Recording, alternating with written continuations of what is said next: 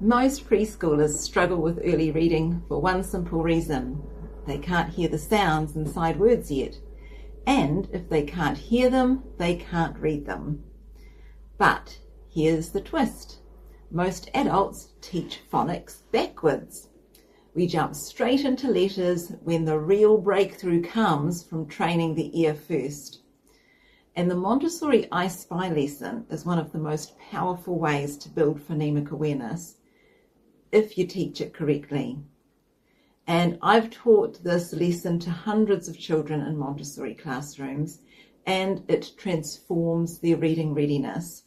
So today I'll show you exactly how I teach I Spy for initial sounds, end sounds, and even those tricky middle vowel sounds, so that your preschooler builds the foundation they need before reading ever begins. This is where we start. One object held in front of the child or given to the child to hold, and you say, I spy with my little eye something that begins with B. And the child will say ball because that's what's in front of them.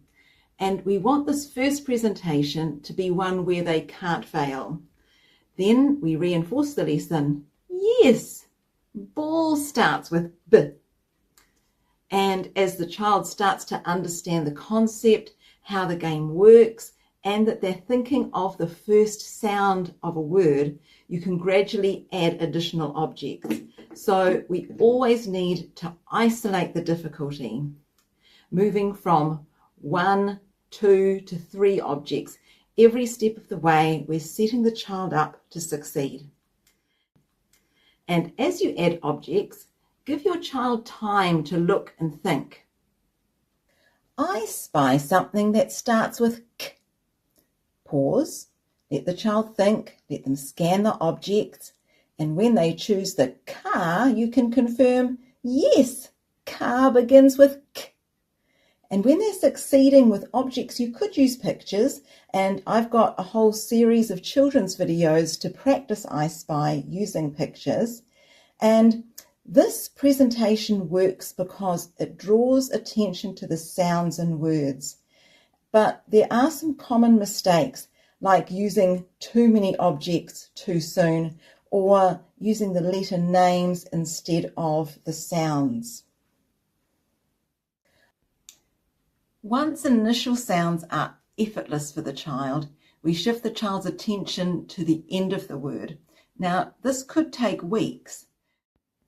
So to play the second level of I Spy, you say, I spy something that begins with D and ends in G. Yes, dog begins with D and ends in G. And this signals to the child that there now are 2 sounds to focus on, but they can still succeed because you're starting with just one object and keeping the first sound that they're used to listening to. As you add more objects, remember that this is harder. Children often need more time, but this works because children are still able to feel successful as they get their head around thinking about another sound in the word. It prepares children for word building because it helps them to hear the tail of the word.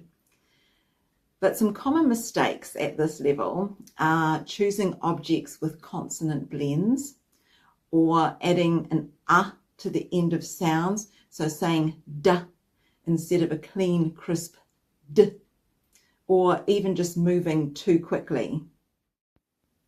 Incorporating middle sounds into the game is the most challenging level and the most important for reading. You could say, I spy something starting with p, ending in g, and with the middle sound e. The child must isolate the vowel, which is the hardest sound to hear. And when they choose peg, you confirm, yes, peg starts with p, ends in g, and has e in the middle. So this level works because middle vowel isolation is essential for CVC reading. So it prepares children for word building and for reading CVC words. And it also builds the foundation for spelling. But there are also some common mistakes to look out for. Sometimes using long vowels can be a bit confusing at this stage, or using words with blends too early.